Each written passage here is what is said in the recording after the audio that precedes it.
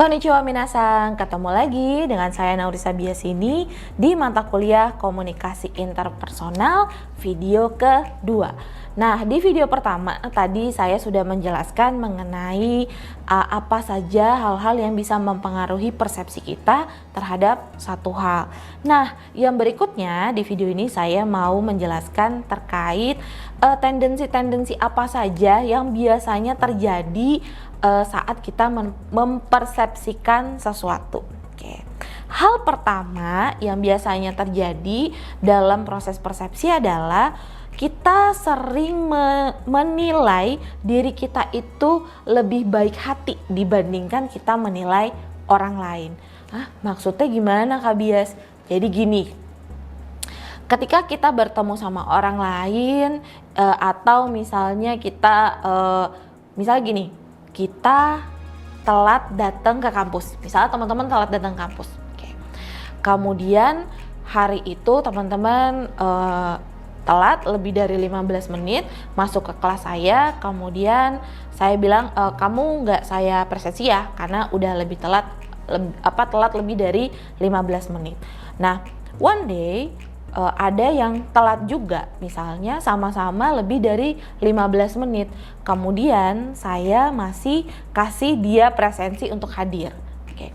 Kemudian kan teman-teman mungkin akan ngerasa, kok nggak adil banget sih gitu. Waktu itu gue datangnya telat lebih dari 15 menit nggak di absen. Sekarang temen gue datang lebih dari 15 menit tetap di absen. Nanti dulu, lihat dulu situasi dan kondisinya.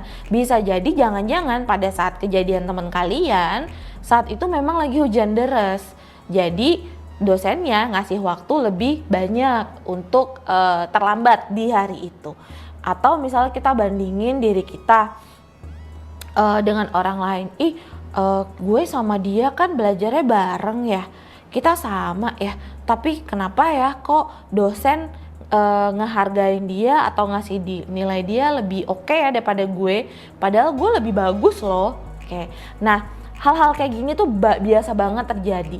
Itu kita sering banget disebut sebagai self-serving bias. Jadi ada bias terhadap bagaimana kita menilai diri kita sendiri. Nah, ini sesuatu yang wajar terjadi, tapi teman-teman harus selalu ingat satu hal itu terjadi bisa jadi karena ada alasannya. Jadi jangan pernah kita ngerasa bahwa hanya diri kita yang paling baik, hanya diri kita yang paling benar.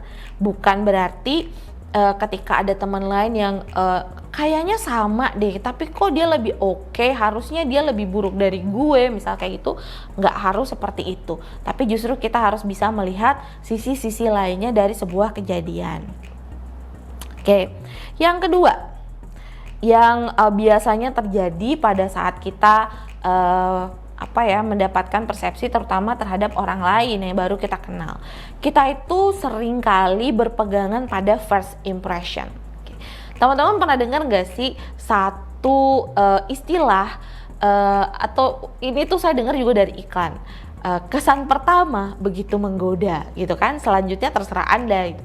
Jadi memang berdasarkan penelitian kesan pertama itu nempel banget loh, dan nempelnya itu lebih dari 60%. Kalau misalnya kita ketemu sama orang, pertama kali kita ketemu sama dia, dia itu kondisinya misalnya keringetan, bau, bajunya lusuh misalnya gitu. Terus ketika salaman tangannya juga basah keringet, kita gak enak banget deh misalnya. First impression kita ngeliat, nih orang kok nggak profesional banget sih misalnya. Nah, next time ketika kita mau ketemu sama dia lagi, kita udah ada persiapan, misalnya ntar dia pasti jorok deh pas dateng deh, ntar dia pasti gini deh. Padahal mungkin yang pertama dia keringetan dan lain sebagainya karena dia habis nge-gym dan belum sempat untuk rapi-rapi, karena waktunya udah mepet jadi harus buru-buru ketemu sama kita.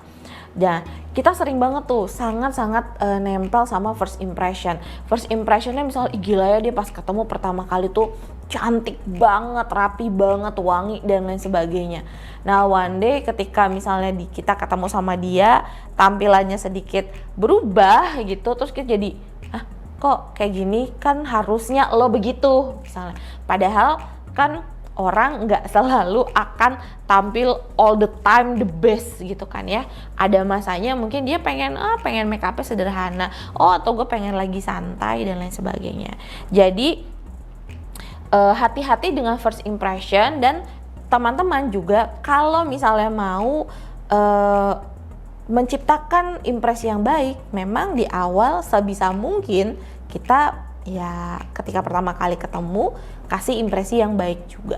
Kalau misalnya nantinya mau diturunin sedikit impresinya ya silahkan aja, tapi usahakan sebisa mungkin impresi di awal itu baik. Karena kalau impresi di awal kita udah buruk, kemungkinan orang untuk bisa ngelihat kita lebih baik ke depannya itu biasanya agak susah, dan kita akan butuh usaha yang besar banget ya. Oke. Kemudian tendensi berikutnya adalah kita itu sering banget berpikir atau berasumsi bahwa orang lain itu mirip dengan kita. Nah, ini yang sering banget saya sering tekan ini di kelas. Selalu ingat, kita itu berasal dari keluarga yang beda, berasal dari budaya yang beda, punya pengalaman yang beda-beda. Jangan pernah merasa orang lain itu mirip sama kita. Contoh misalnya gini nih yang sering banget saya dengar nih dari entah itu dari teman-teman ataupun dari mahasiswa atau teman-teman seangkatan saya ya. Jadi misalnya ada orang yang sedih karena patah hati sampai depresi. Terus ada orang atau temennya bilang, ih baru patah hati gitu doang, apa sih mau bunuh diri, apaan sih depresi, biasa aja kali. Kayak kan kita sering ya kayak gitu ya, nganggep bahwa gue bisa kok ketika gue patah hati, gue biasa aja gitu, kenapa lo lebay banget misalnya. Nah, kita nggak bisa ngomong kayak gitu. Kita tidak bisa punya tendensi untuk berasumsi bahwa dia mirip dengan kita. Ingat loh, apa yang sudah dia alami dalam kehidupannya itu bisa jadi beda dengan apa yang kita alami dalam kehidupan kita. Mungkin kita setelah patah hati, kita emang bisa cuek, kita bisa kuat dan lain sebagainya karena kita punya teman-teman yang sangat hangat, teman-teman yang sangat suportif, keluarga yang sangat baik, sangat mendukung. Jadi ketika kita patah hati, ya udah sembuhnya itu cepat gitu. Tapi mungkin teman kalian yang patah hati kok bisa sampai segitu depresinya, karena mungkin pacarnya adalah satu-satunya pegangan dia selama dia hidup. Karena keluarganya sama sekali nggak care, dia nggak punya teman-teman yang bisa seperti teman-teman kalian yang bisa support ini itu. Nah, jadi kita selalu nggak bisa ya berpikir bahwa orang itu sama, orang itu mirip dengan kita, orang itu mengalami hal-hal yang sama dengan kita, nggak bisa. Pun ketika misalnya kita pertama kali ketemu dengan orang, itu juga sama. Kita nggak bisa berpikir bahwa gue sama lo kan sama-sama wartawan, berarti kita sebenarnya harus sama-sama tahu dong cara nanya yang baik itu gimana, kita sama-sama punya kenalan yang luas dong. Gue sama lo sama-sama PR misalnya, kita sama-sama PR berarti kita harus sama-sama tampilannya cantik dong, tampilannya ganteng dong, harus wangi banget dong misalnya. Ya enggak juga gitu. Jadi selalu melihat sesuatu dari angle yang berbeda ya guys. Nah kemudian kita itu sangat dipengaruhi oleh ekspektasi kita. Nah ini yang kadang-kadang sekarang juga mahasiswa atau kadang saya suka lihat di TikTok di mana gitu ya. Oh ini di luar ekspektasi gue, atau ini under expectation gitu. Nah ketika ekspektasi kita tinggi banget, terus kita nonton sesuatu atau kita kenalan sama orang baru yang ekspektasi kita, dia karena dia bule, dia pasti gini, ekspektasi kita udah tinggi. Ketika kita ketemu ternyata orangnya biasa aja, humble dan lain sebagainya, kita bisa kecewa. Persepsi kita bahwa kok dia kayak gini ya, kok gue kecewa ya dan lain sebagainya. Tapi ketika misalnya persepsi kita itu sangat low, misalnya kita ketemu sama atau kita kerja sama dengan orang yang pendidikannya di bawah kita misalnya, terus kita expect dia pasti nggak ngerti apa-apa nih, dia pasti gue pasti lebih jago lah dari dia. Ternyata begitu ketemu, wow, dia justru tahu teknis banget. Oh, dia justru sangat paham ini itu karena pengalamannya itu memang lebih banyak daripada kita. Jadi hati-hati ya dengan ekspektasi kita karena itu bisa sangat mempengaruhi persepsi kita terhadap satu hal. Nah, kemudian kita juga sangat persepsi kita itu sangat dipengaruhi oleh hal-hal yang kelihatan jelas. Hal-hal yang kelihatan jelas, misalnya nih ya, kalau kita ngelihat ada cewek sama cowok berantem nih, misalnya lagi jalan di mall atau misalnya lagi di restoran gitu ya, tiba-tiba ceweknya nampar si cowok misalnya. Nah, kira-kira menurut teman-teman, misal ketika ada cewek nampar cowok, yang muncul di pikiran kita, persepsi kita, mungkin yang pertama muncul adalah, ih cowoknya pasti kurang ajar deh sama ceweknya. Karena kita melihat apa yang terlihat jelas gitu. Cewek nampar cowok, berarti cowoknya yang salah. Padahal belum tentu loh itu yang terjadi. Tapi itu adalah persepsi yang kita ciptakan di dalam kepala kita.